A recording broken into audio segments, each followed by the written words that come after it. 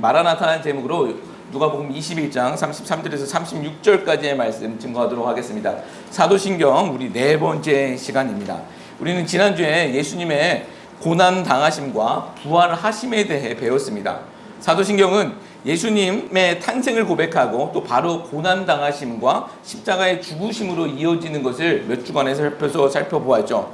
우리 생각에는 여러 가지 기적 사건들이 많이 있을 것 같은데, 그래서 그런 기적 사건을 이야기해 볼 만도 할 것 같은데, 우리의 믿음의 선조들은 사도신경에서 그런 것을 고백하지 않았습니다. 바로 예수님의 고난과 죽으심으로 우리의 믿음의 내용을 끌고 갔습니다. 그 이유는 예수님이 이 땅에 오신 이유가 십자가에서 죽으시기 때문이다라고 말씀드렸죠. 십자가에서 죽으심이 예수님이 이 땅에 오신 이유가 되는 것입니다. 하나님이신 예수님이 죽으시기 위해 인간의 시간과 인간의 장소로 뛰어 들어오신 것이죠. 인간의 역사 속으로 투신해 오신 것입니다.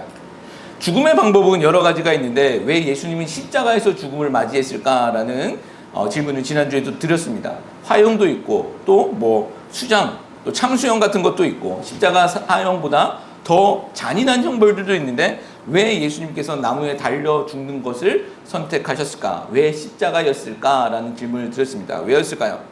나무에 달려 죽는 것이 저주의 상징이었기 때문이다라고 말씀드렸습니다.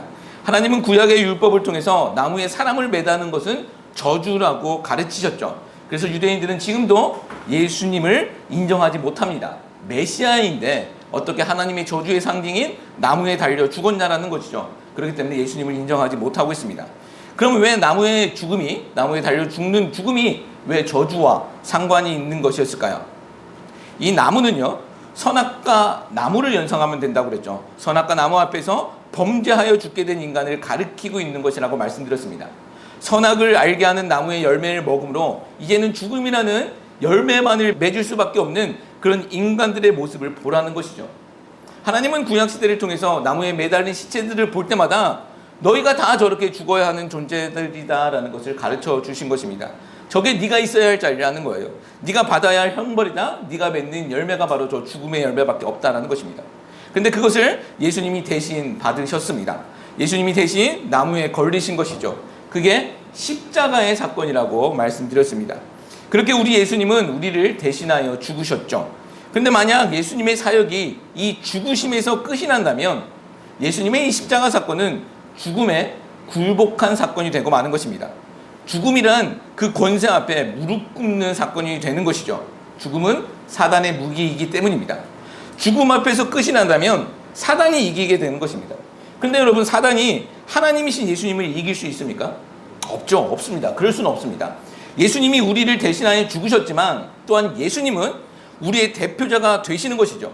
또 우리의 대표자 되시는 그 예수님께서는 죽음의 권세 아래 놓여 있지 않고 사망 권세를 이기셨습니다. 우리를 대표하여 사망 권세, 사단의 머리를 부셔버리신 것이죠. 이것이 창세기 3장 15절 말씀의 성취입니다. 이것이 부활 사건이 되는 것입니다. 그래서 부활 사건은 그냥 신기한 사건이 아니라 실제적인 예수님의 승리의 사건이라고, 승리의 증거라고 말씀드렸죠. 예수님이 우리를 대표로 부활해 주신 것입니다. 그리고 우리는 그것을 믿음으로 그 예수님의 부활에 참여하는 것입니다. 그래서 이제는 십자가 나무가 이제는 더 이상 저주가 아니라 생명나무가 된다고 말씀드렸죠. 요한계시록에서 생명나무가 다시 한번 허락되어지는 것을 보실 수 있을 거예요. 생명나무가 허락되어지는 사람들은 예수님의 피에 상관이 있는 사람들, 예수님의 십자가를 믿는 사람들이 이 생명나무 앞에 나갈 수 있게 되어졌다는 것입니다. 이것이 지난주에 살펴본 내용이고, 오늘은 그렇다면 우리의 대표자 되신 그 예수님의 승리가 어떻게 우리의 승리가 되는지를 살펴보는 시간을 갖고자 합니다. 우리 믿음의 선조들은 사도신경을 통해서 어떻게 이 부분을 고백하고 있는지, 또 우리는 어떤 소망을 가지고 이 고백을 해야 하는지 살펴보겠습니다. 오늘도 소망하는 것은 성령 하나님께서 잘 깨닫게 하시고 믿게끔 해주시는 은혜가 있기를 예수 그리스도의 이름으로 축복합니다. 자, 사도신경에서 6번째 고백이고 또 성자 예수님에 관해서는 5번째 고백인 이 고백은 이렇게 시작합니다. 하늘에 오르사 전능하신 하나님 우편에 앉아 계시다가, 한번 다시 따라 한번 해볼까요? 같이 읽습니다. 하늘에 오르사 하나님 우편에 앉아 계시다가. 이것이 예수님에 관한 5번째 고백, 사도신경엔 6번째 고백입니다. 예수님은 죽으시고 부활하신 후 40일 동안 이 땅에 계시면서 제자들에게 하나님 나라에 대해서 다시 말씀하시고 하늘로 승천하십니다. 여기서 하늘, 여기서 올랐다는 이 하늘은요, 우리가 눈으로 보고 있는 저 하늘 아닙니다. 사도 바울은 자신이 3층천을 갔다 왔다라고, 다녀왔다라고 고린도 후서에서 고백하고 있죠. 세 번째 하늘이라는 겁니다. 이것은 하나님이 거하시는 처소, 우리가 흔히 말하고 있는 천국을 이야기하는 것입니다. 여러분, 세 번째 하늘이라는 것은 그러면 첫 번째 하늘도 있고 두 번째 하늘도 있다라는 것이겠죠. 여기서 전통적인 해석은요, 첫 번째 하늘은 우리가 보고 있는 저 하늘입니다. 눈으로 보이는 저 하늘. 그리고 두 번째 하늘은 저 하늘 넘어서 우주 공간, 그것을 두 번째 하늘이라고 합니다. 그리고 세 번째 하늘은 하나님이 거하시는 처소, 우리가 영원히 살게 될 그 하나님의 거하시는 처소, 그 처소를 셋째 하늘, 삼층천이라고 말하고 있습니다. 성경에는 3이라는 숫자가 아주 종종 등장하죠. 하나님께서는 3위 하나님으로 계십니다.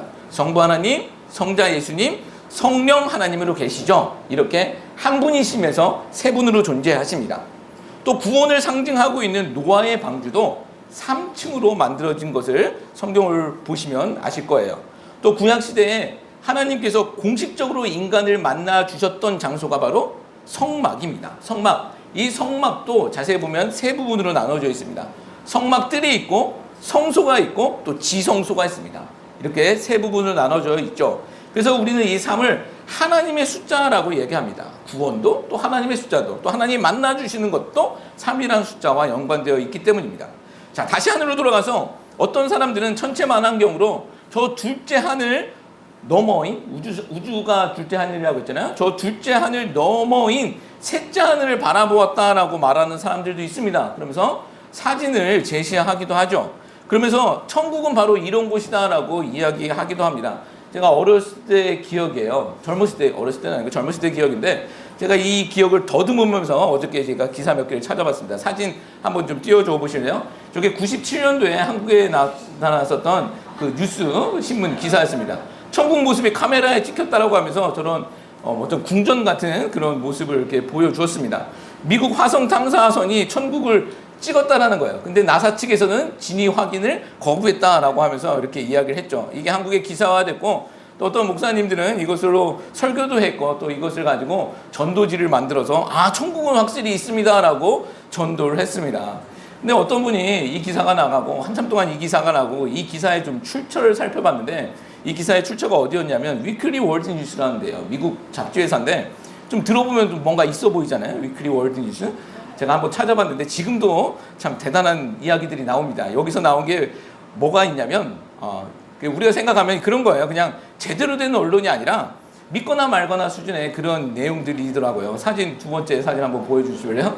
이게 조지 부시거든요. 조지 부시가 백악관에서 에얼리언을 만났다는 거예요. 외계인을 만났다는, 이게 탑으로 이렇게 나오더라고요. 이런 신문이었습니다. 이런 신문에서 나왔던 이야기를 가지고 이것이 사실인 양 이렇게 전도지까지 돌리고 또 이렇게 전도했었던 그런 모습이 97년도 제가 제대하고 났을 때 이런 일들이 있었습니다. 이 기사의 출처가 밝혀지고 여러분, 교회가 얼마나 우스운 꼴 당했는 줄 아십니까? 그렇잖아요. 근데 이것을 이렇게 전했었던 사람들은 그 마음은 기특한 마음이셨을 거예요. 이렇게라도 천국이 있다는 것을 알려주고 또 사람들에게 전도하고 싶은 마음이셨을 거예요. 그러나 여러분, 하나님 나라를, 하늘나라를 그런 식으로 우리는 증명할 수 없습니다.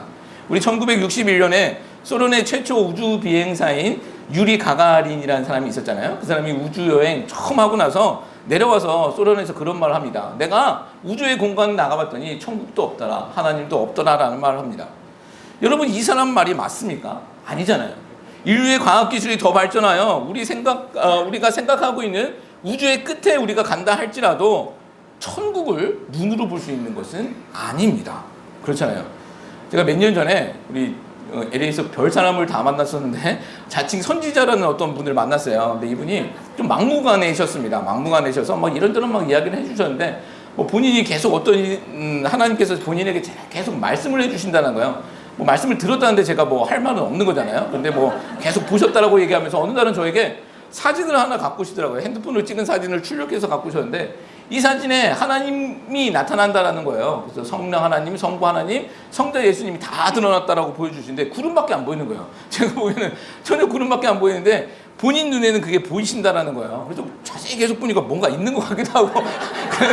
하여튼 제가 마지막에 아니 저는 이거 구름으로밖에 안 보인다 그랬더니 제가 영성이 없는 목사여서 그렇다라고 이제 그렇게 이야기를 해주셨어요. 근데 이분이 굉장히 좀 막무가내시고 좀 무례한 태도들을 좀 보이셨어요. 그래서 우리가 사실은 하나님의 살아계심을 보여주려면 여러분 우리가 그런 사진 조각으로 하나님의 살아계심을 보여줄 수 없습니다. 우리가 하나님의 살아계심을 보여줄 수 있다는 것은 우리 집사님이 기도했었던 것처럼 우리가 세상 속에서 그리스도인으로 제대로 살아갈 때 하나님의 살아계심이 드러난다라는 거예요.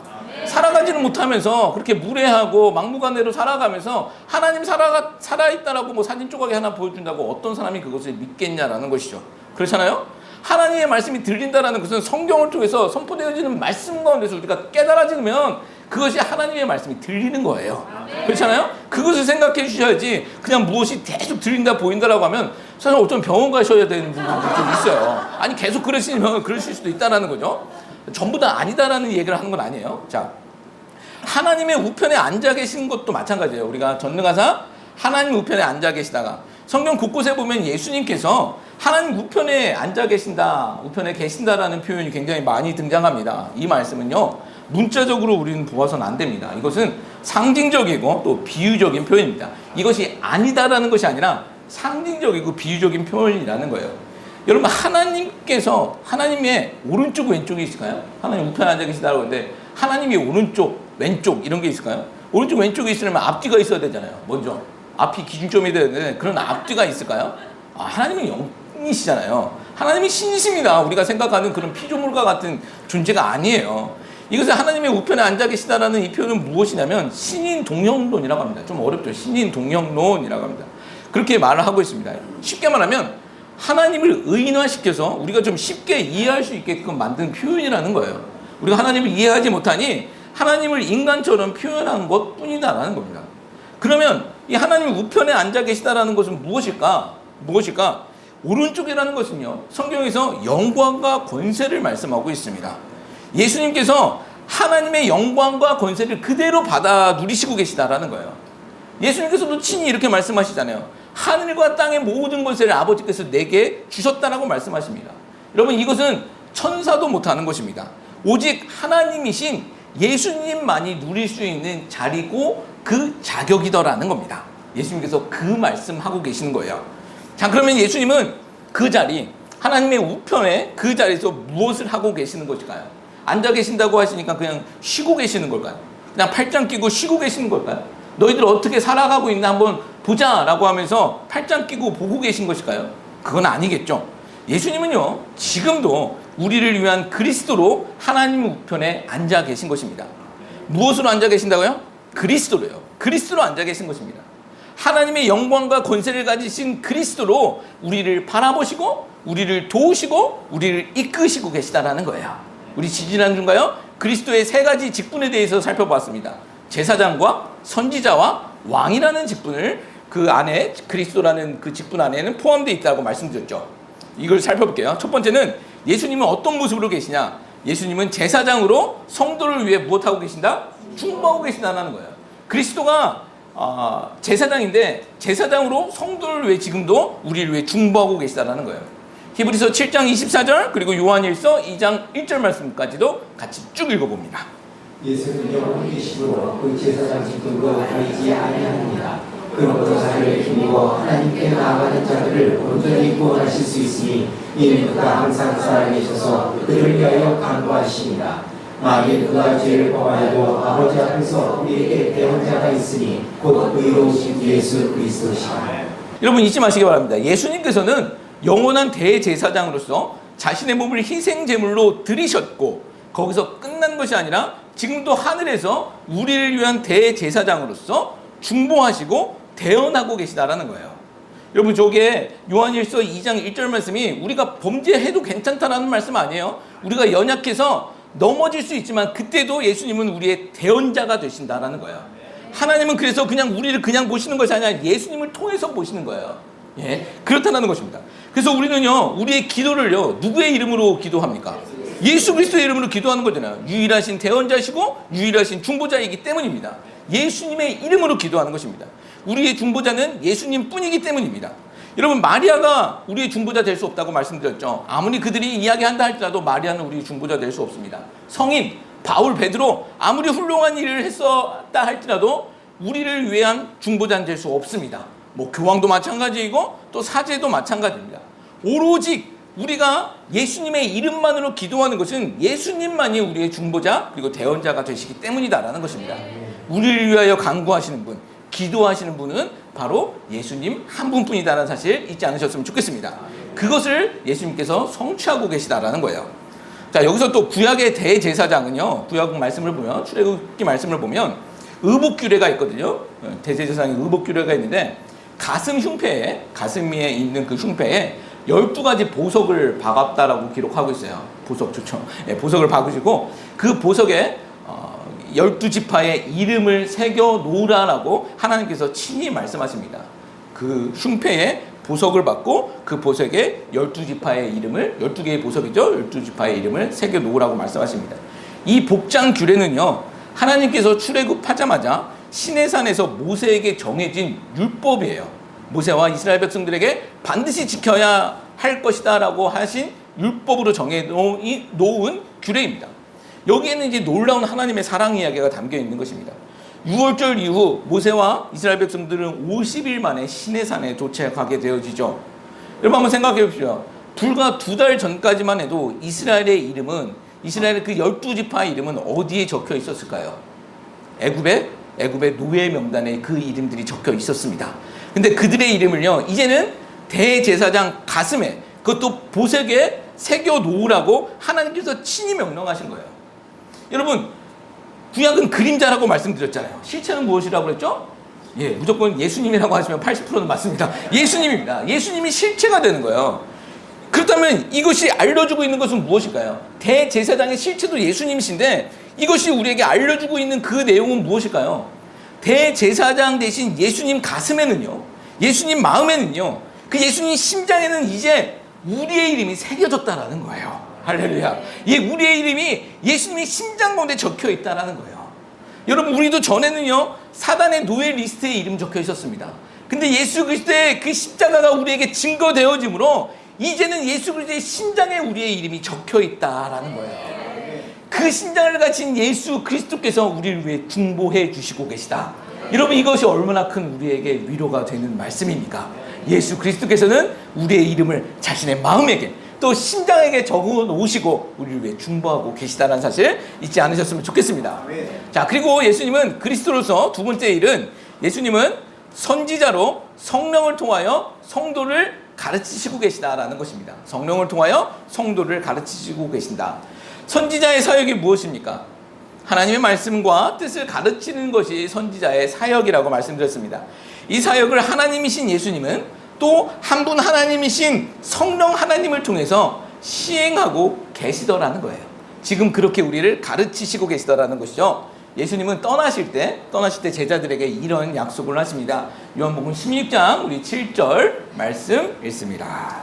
그러나 내가 너에게 실상을 말하니 내가 떠나가는 것이 너에게 유익이라. 내가 떠나가지 아니하면 보혜사가 너에게로 오시지 아니할 것이요 가면 내가 그를 너에게로 보내리라. 아멘. 자, 여기서 보혜사가 성령 하나님이에요. 성령 하나님. 이 보혜사라는 것 한자로 풀이해 보면 은혜로 돕는 스승, 은혜로 돕는 스승이라는 뜻을 갖고 있고, 원어로는 파라클레토스라는 단어를 쓰고 있는데 뜻은요, 대언자, 또 변호사, 중재자, 협조자라는 뜻을 갖고 있고, 그 의미는 돕다라는 의미예요. 돕는 분으로 계시다라는 것이죠. 우리가 성경을 읽을 때, 또 말씀을 들을 때 깨닫게 되고 믿게 될 때가 있잖아요. 이게 우리의 지성일까요? 우리의 이성일까요? 여러분, 우리의 이성과 지성으로 이거 이해하는 거 아닙니다. 그거 믿는 거 아니에요. 성령 하나님께서 일하실 때 우리가 믿게 되어지더라는 거예요. 우리는 본성상 하나님의 말씀을 거부하고 또 피하는 존재들이에요. 우리의 본성상 그렇습니다. 우리가 하나님의 말씀이 믿겨진다는 것은, 그럼에도 불구하고 하나님의 말씀이 우리에게 하시는 말씀으로 믿겨진다는 것은 우리 안에 계신 성령 하나님께서 일하시고 계시다는 증거다라는 거예요. 제가 예배 시작할 때마다 또 말씀 선포 시작 전에 항상 하는 내용, 기도 내용이 있습니다. 말씀이 선포되어질 때 우리 안에 내주하고 계시는 성령 하나님께서 깨닫게 하시고 믿게 해달라고 이렇게 기도하고 있습니다. 성령 하나님께서 도와주셔야만 하나님의 말씀이 그냥 소리가 아닌, 그냥 음성 신호가 아닌 살아있는 좌우의 날이선 검이 되어서 우리의 영과 혼과 간절과 구실을 찔러 쪼개게 되어진다라는 것입니다. 성령 하나님께서 역사하실 때 그렇다라는 거예요. 여러분, 이 역사가 일어나지 않는다면요, 우리는 성도가 될 수 없습니다. 성경을 아무리 통째로 외운다 할지라도 성령 하나님께서 이 역사를 일어나게 하지 않으시면 우리는 성도가 될 수 없다라는 거예요. 성경을 읽을 때 그냥 기록된 문자로만 읽게 되어진다는 거죠. 근데 이 기록된 문자가 살아있는 말씀이 되어 나를 해부할 수 있는 것은 우리 안에 성령 하나님께서 일하고 계시고 있기 때문이다라는 거예요. 여러분, 이 하나님의 일하심이 우리 가운데 널리 퍼지셨으면 좋겠습니다. 그래야 우리가 성도로 살아갈 수 있는 이유가 되어진다라는 것입니다.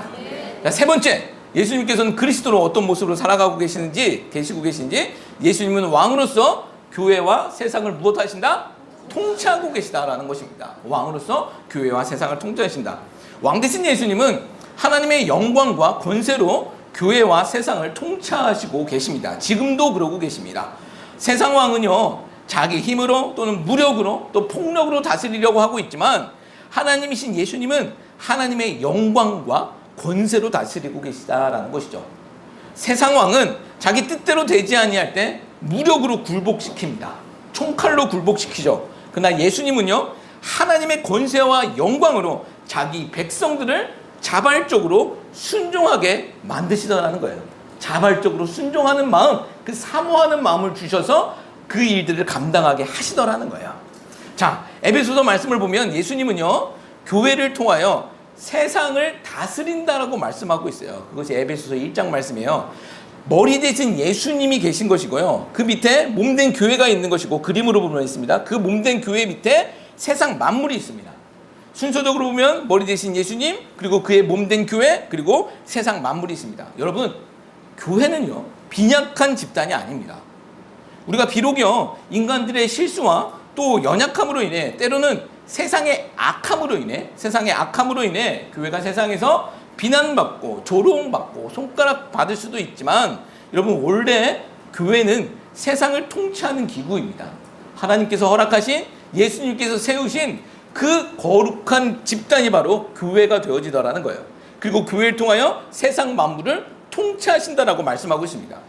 자, 그렇다고 해서 어떤 사람들처럼 교회가 세상에 좀 뽐때를 좀 보여야 된다고 하면서 막 연합 집회, 연합 기도회 하면서 시위성 이런 집회를 하시는 분들이 있잖아요. 뭐 광장에 모여서 막 우리 10만 명, 100만 명 모였다 하면서 기도하시는 분들이 있어요. 힘을 보여야 한다라는 것입니다. 우린 이만큼 모일 수 있다라는 것이죠. 반대편에 뭐 10,000명 모이면 우리 10만 명 모여서 이겨야 된다는 거예요. 여러분, 그러나 그 마음은 무슨 마음인지 알겠어요. 그러나 그것은 맞는 거 아닙니다. 여러분, 그러다가 결국은 십자군 운동 되는 것입니다. 십자군 운동도 처음엔 좋은 취지로 시작되었잖아요. 근데 나중에 힘과 그 권세가 있다 보니 십자군 운동이 변질되어지더라는 거예요. 힘으로 부딪혀서 해결할 수 있는 문제는 아닙니다. 교회가 세상을 통치한다는 것은요, 힘으로 하는 거 아니에요. 그 숫자로 하는 것도 아닙니다. 그건 세상 왕이 하는 방법이에요. 우리가 2만 명, 10만 명 모이면 뭐 세상이 졌다라고 할 것 같아요? 절대 그렇지 않습니다. 우리가 아무리 많이 모여도 세상에 그럼 내가 졌네, 교회가 이겼네, 그럴 것 같냐는 거예요. 절대 그렇지 않다는 거예요. 자, 여러분, 그러면 교회는 어떤 방식으로 통치하는 것이 맞을까요? 세상과 만물을 통치해야 되는데 어떤 방법으로 통치하는 것이 맞을까요? 앞에서도 말씀드렸어요. 우리가 개인 한 명 한 명이 세상 속에서 그리스도로 살아가는 방법이라는 거예요. 우리가 내 뜻대로 살아가는 것이 아니라 세상 속에서 하나님 말씀대로 살아간다면 그것이 세상을 통치하는 방법이 되어진다는 거예요. 우리 머리 대신 예수님도 그러셨잖아요. 우리 예수님이 힘이 없으셔서 맞으시고 뺨 맞고 조롱받고 돌아가셨습니까? 아니잖아요. 힘이 없으셔서가 아니에요. 예수님의 방법이 그렇기 때문이라는 것입니다. 우리도 마찬가지입니다. 우리가 묵묵히 세상에서 하나님의 법대로, 하나님의 말씀대로 살아간다면, 그렇게 소금이 되어진다면 그것이 세상을 통치하는 방법이 되어진다는 거예요. 교회가 세상을 통치하는 방법이 그것입니다. 우리가 각자 한 명 한 명, 성도된 한 명 한 명이 세상 속에서 하나님의 말씀대로 살아갈 때 세상은 하나님의 영광을 바라볼 것이고 하나님의 왕대심도 인정할 수 있게 되어진다는 것이죠. 예, 우리가 이 사실 놓치지 않으셨으면 좋겠습니다.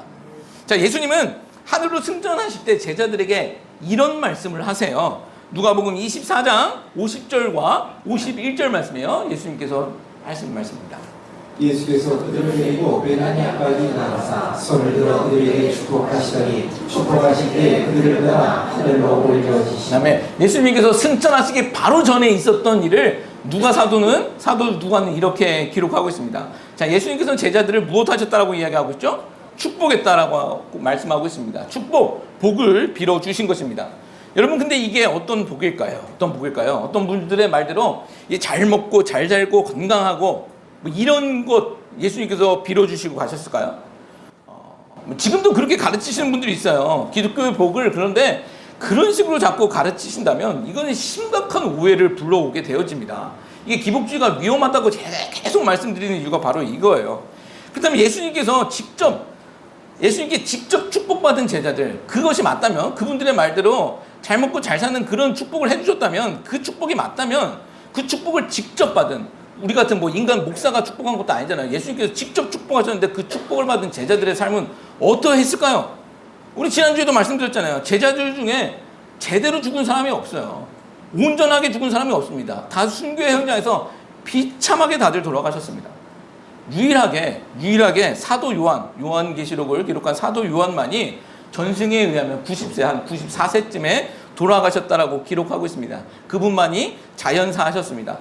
그래서 어떤 분은 또 이렇게 얘기하더라고요. 사도 요한은 장수했다가 복 받았다? 장수의 복을 받았다라고 가르치시는데, 여러분, 이거 굉장히 잘못된 해석입니다. 우리 1970년도에 보면, 제가 뉴스를 보니까 1970년도에 보면 대한민국 평균 수명이 62세였더라고요. 50년 전 대한민국의 평균 수명이 62세였습니다. 지금 예수님 당시면 그리스 로마 시대잖아요. 이때 당시 평균 수명이 40세를 못 넘었대요. 그런 거 비하면 90세 넘었으니까 엄청 오래 사셨잖아요. 그러니까 장수의 복, 뭐 그렇게 이야기하시는 것 같은데, 근데 한번 생각해 보십시오.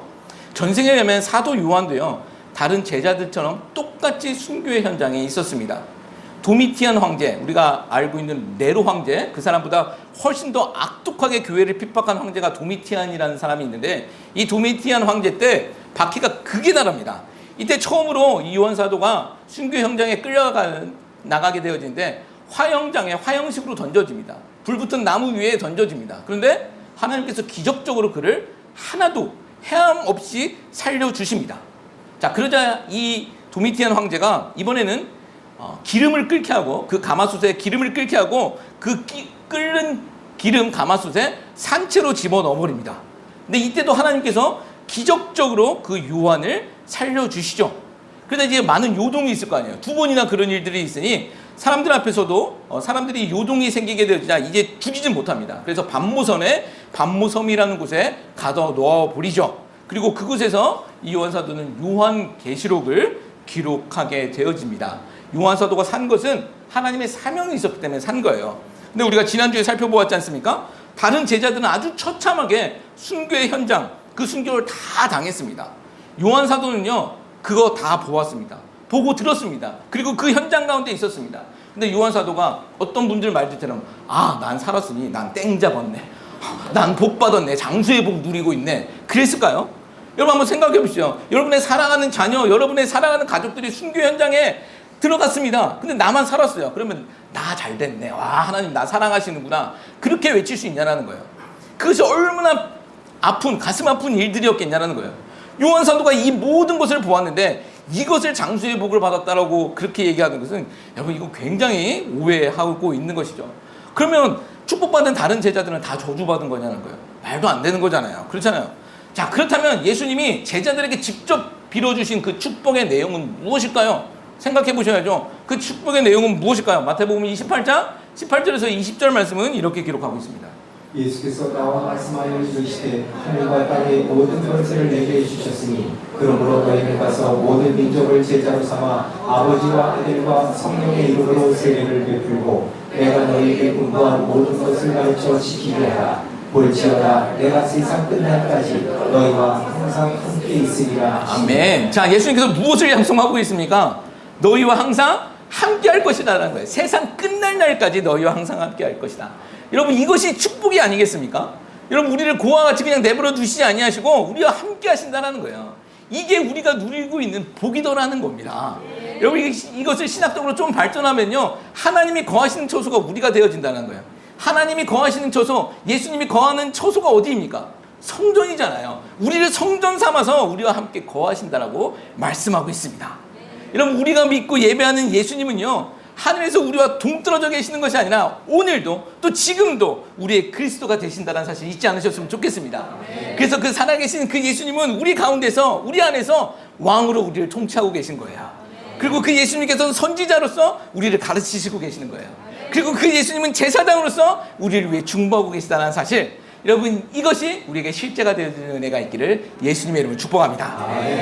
자, 사도신경에 나오는 예수님에 대한 마지막 고백, 6번째 고백은 이렇습니다. 저리로서 산자와 죽은 자를 심판하러 오시리라.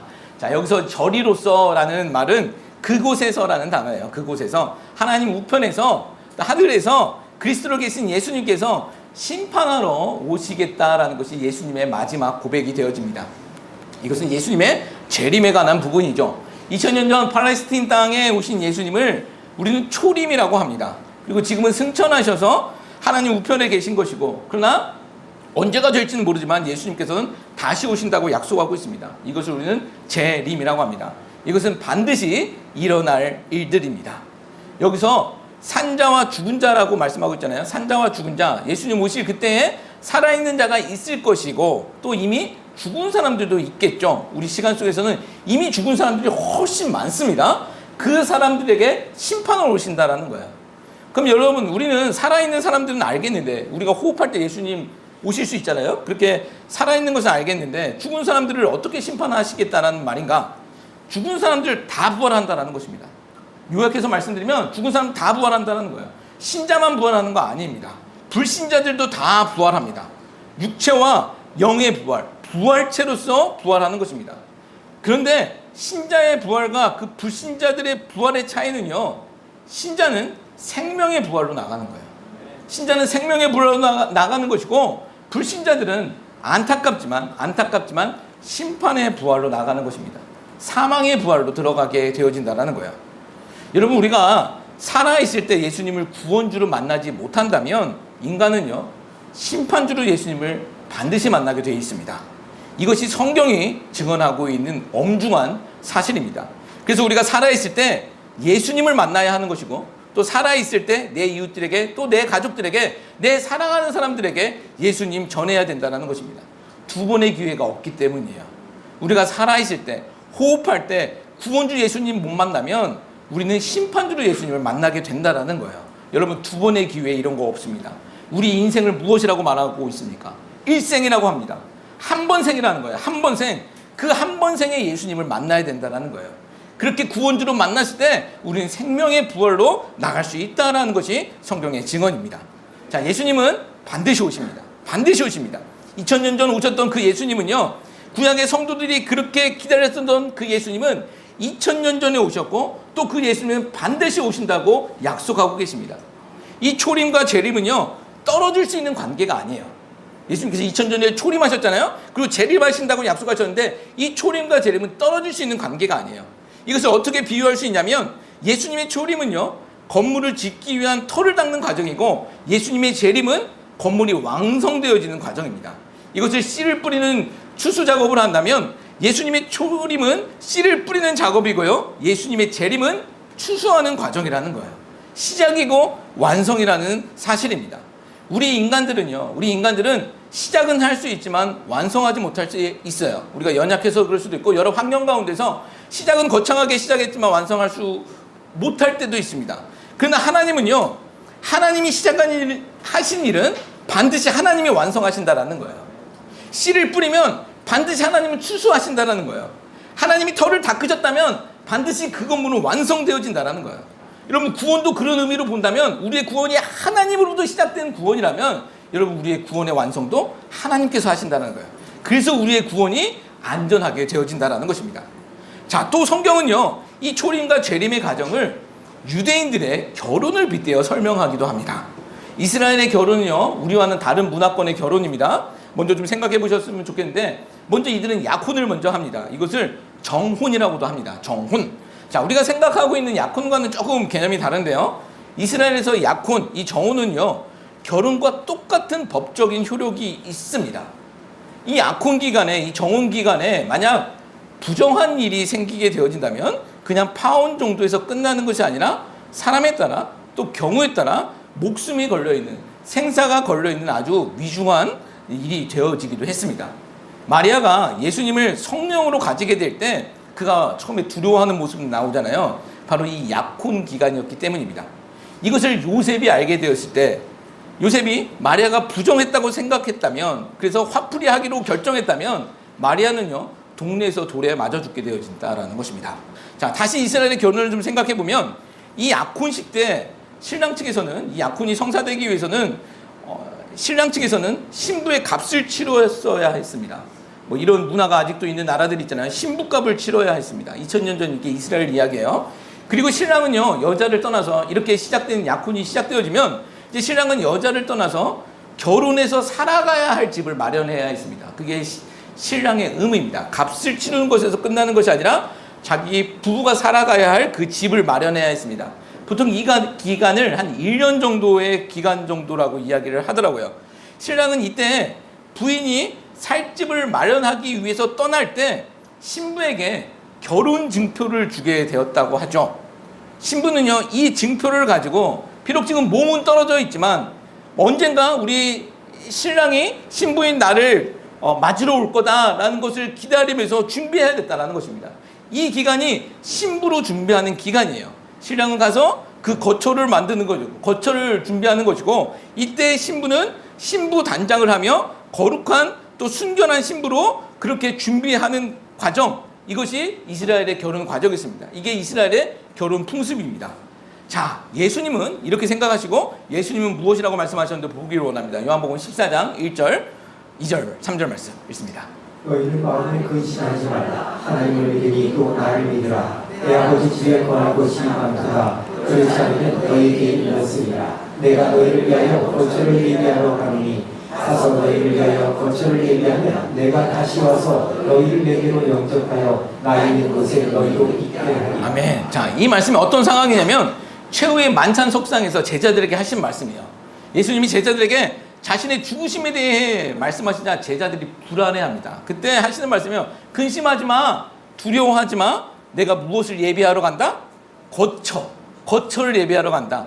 함께 거할 집을 예비하러 간다라는 것입니다. 그리고 그것이 준비되면 내가 3절 말씀 보십시오. 다시 오신다라는 거예요. 그리고 너희를 데리고 나 있는 곳, 내가 준비한 그곳으로 너희를 데리고 갈 것이다라고 말씀하고 있다라는 것이죠. 자, 초림하신 그 예수님이 재림에 대해 약속하고 계신 것인데 집을 예비하러 간다라는 거예요. 여러분, 이게 무슨 이야기였습니까? 아까 이스라엘의 결혼 이야기하고 오버랩 되어지는 것입니다. 결혼 이야기예요. 즉 초림은 예수님과 성도들의 약혼, 정혼식이었고, 재림은요 무엇입니까? 결혼식이 되어진다라는 거예요. 완전한 결혼식이 되어진다는 거예요. 그래서 요한계시록 마지막에는요 예수님의 혼인잔치로 인간 역사가 끝이 나는 거예요. 인간의 역사가 예수 그리스도의 혼인잔치, 예수님의 혼인잔치로 끝이 난다는 것입니다. 자, 이렇게 예수님이 신랑이 되어주신다면 신부는 누구가 되겠습니까? 우리겠죠. 우리예요. 오늘날 보면 교회된 성도들, 우리가 예수님의 신부가 된다는 거예요.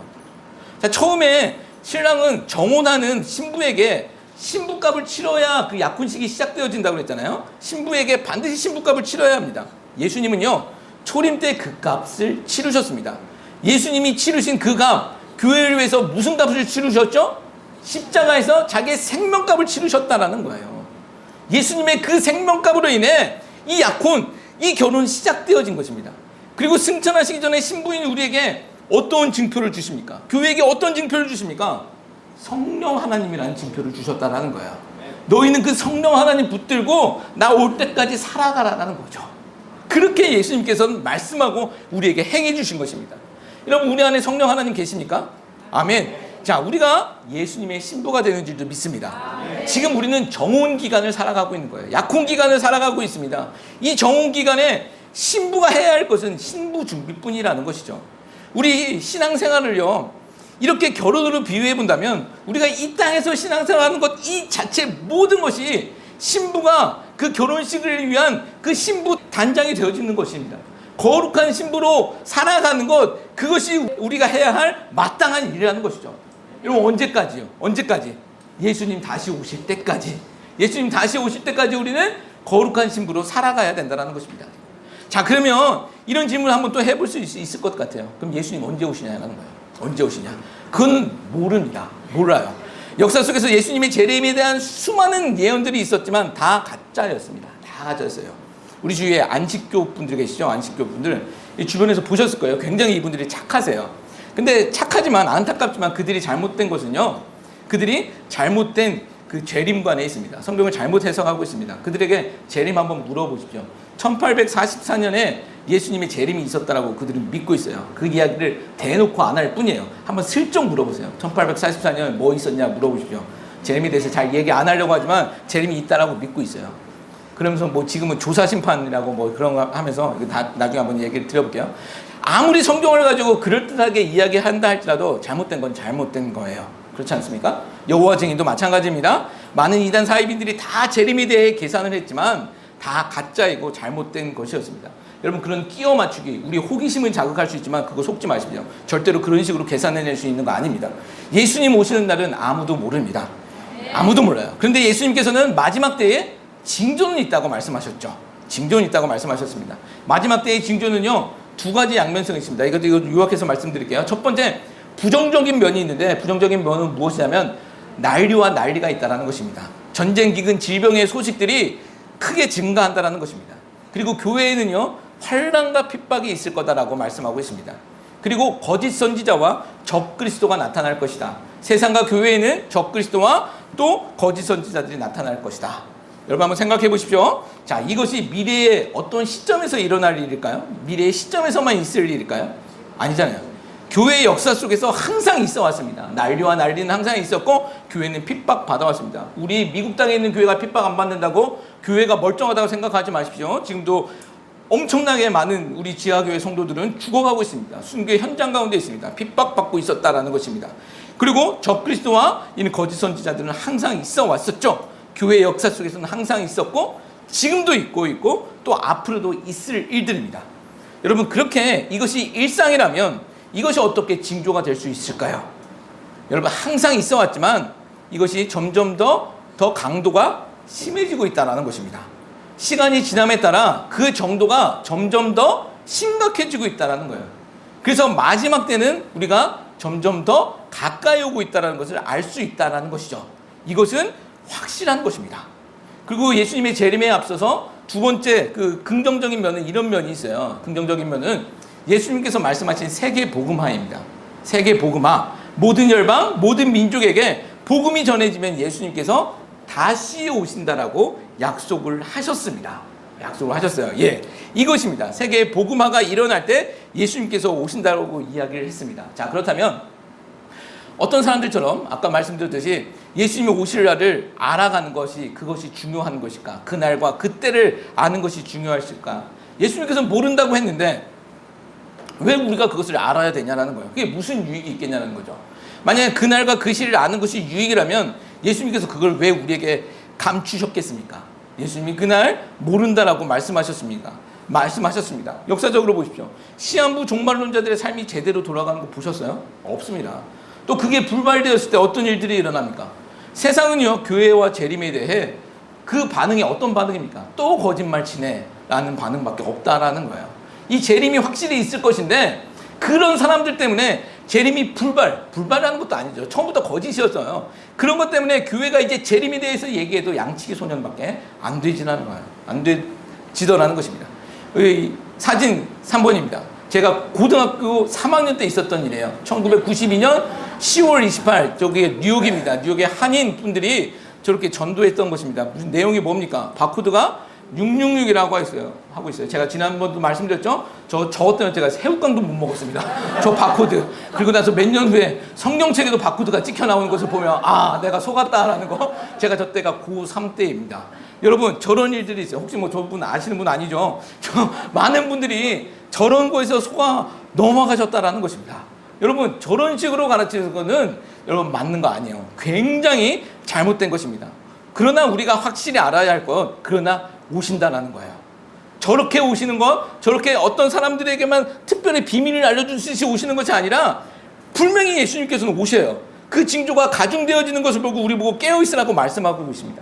그날이 오늘일지 또 1년 후일지 10년일지는 모르지만 반드시 오신다라는 거예요. 여러분 어르신들께 굉장히 죄송하지만 제가 50견이 오는 나이가 되었습니다. 이 어르신들 말씀처럼 눈 한 번 깜짝했더니 50견이 오는 나이가 되세요. 여러분 제가 이렇게 생각해 보니까 지금 생각하면 정말 눈 한 번 깜짝한 것 같거든요. 근데 앞으로도 눈 한 번 깜짝하기 전에 저는 예수님 만날 것 같아요. 그렇잖아요. 이제 50인데 뭐 제가 100살 넘고 살 것 같진 않거든요.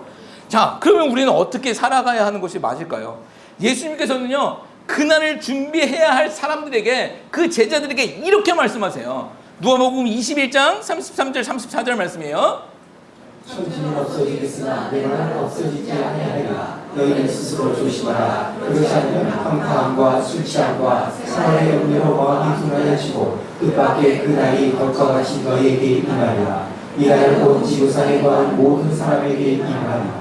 그러므로 너희는 장차올 이 모든 일을 능히 피하고 인자 앞에 서도록 항상 기도하며 깨어있으라 하시니라. 아멘. 자, 요점이 무엇입니까? 그날 반드시 오는데 깨어있으라는 거예요.